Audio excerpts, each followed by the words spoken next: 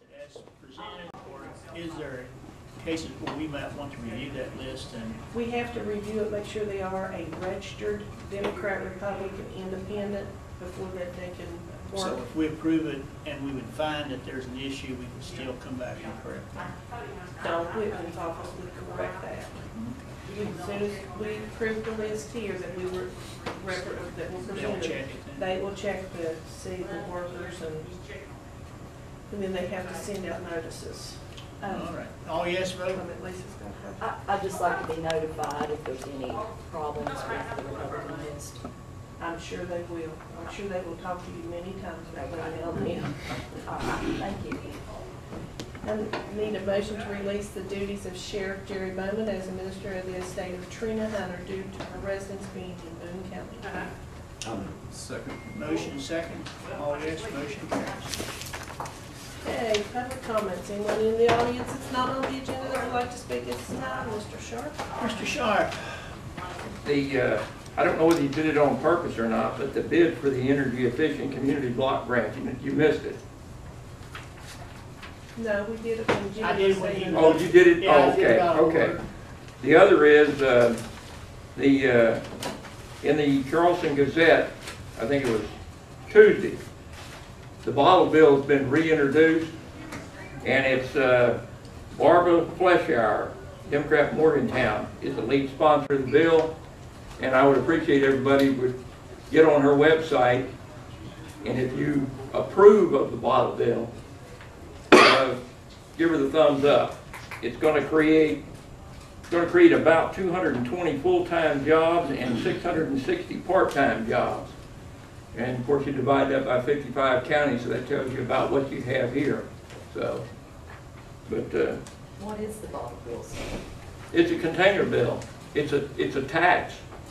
It's not a tax. It's a deposit that's put on Glass? your containers. Well, they'll specify which ones they are, and you get the money back when you take it back. When you go to the grocery store and you buy a 6-pack of Coke, you're going to pay like 5 cents for each bottle. When you take it back, you're going to get credit back on your grocery. They usually put a machine in the lobby of the store. You go in there and you put your containers in there. That's why it's called a container bill, bottles and candy. And it spits out a receipt. Tells you how much money you're due. You can either take that to customer service, get your money, or take it through the checkout line and they'll take that much off your grocery bill. And it's not a tax, it's a deposit. You get your money back if you want it. And similar bills have been real successful in other states.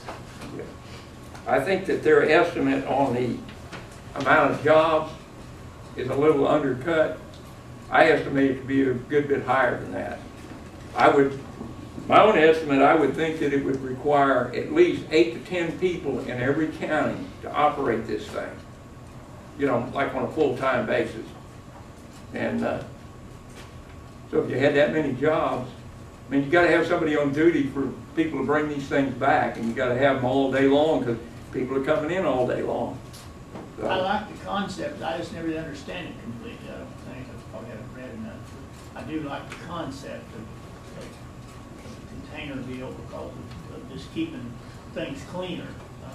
well, if you've looked where the water line is being put down Route 3, that was cleaned out and grassed and everything. And you drive down there now over that new park, and there's bottles all over the place, containers. And it's already been picked up at least one time since then, because our community guys have been out there picking it up. So,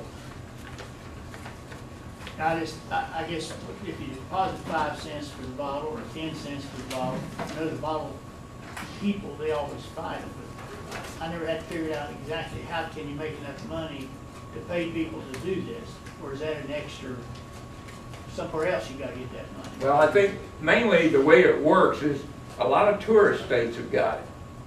Now you think about somebody passing through here from Pennsylvania going to Myrtle Beach or something, and they stop in and they buy something. Are they really going to carry that thing around and wait until they're going back home to get their I deposit think they're the back? ones that throw that stuff in the ditch. Yeah.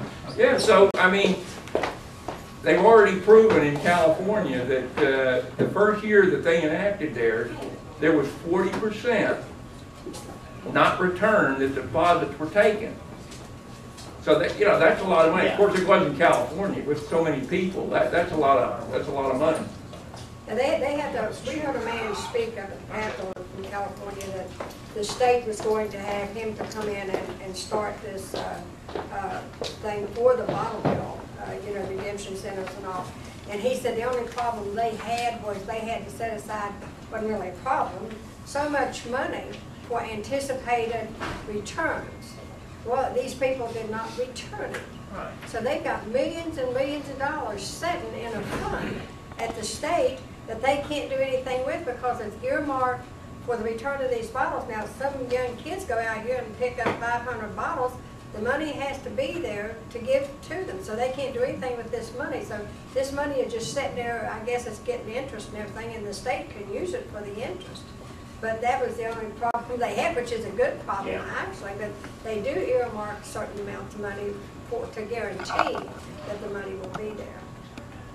Yeah, their deal in California was set up, I guess their legislature set it up where all the excess money that was not collected would go into one fund, and it would be to fund the state, all the state parks for anything that they needed. Well, they should have gone a little bit further. They didn't leave themselves any leeway. They said specifically, this is what it goes for. Well, after being enacted for like, I don't know, 6 or 8 years, this fund has got so much money in it that it's ridiculous. The state parks don't need anything else. And so I read not long ago where, of course, California's financial situation is practically in ruins for the state government. They borrowed $99 million from the fund. That's how much they got sitting there. Plus you've got people like on our lakes and things, and of course a lot of those I know do not throw stuff overboard. A lot of them are really concerned about that, but you got these things that are thrown on the side of the road and then the mower comes down and shreds them. You're never going to get a deposit back on those. That's free money. It's more than what you think if you get out there and look. Well, I remember it was a profitable job for me as a kid to go collect phosphorus. They used to do that, return, not Yeah. recycle, but return. I'd like to remind the commission that the Solid Waste Authority has their meeting on Thursday, October 7th at 4:30. It'll be at the Hamlin City Hall, and the public's invited, and they would like to have any or all of the commission members to attend the meeting. October 7th. It'd be right before the next meeting. We meet at 4:30, Yeah. and Maureen, make sure we're out there to come over here to the commission, and it'll be 4:30 on October the 7th. You know, one of the things that Mr. Sharp shared with the commission before the meeting started, and I think it's important.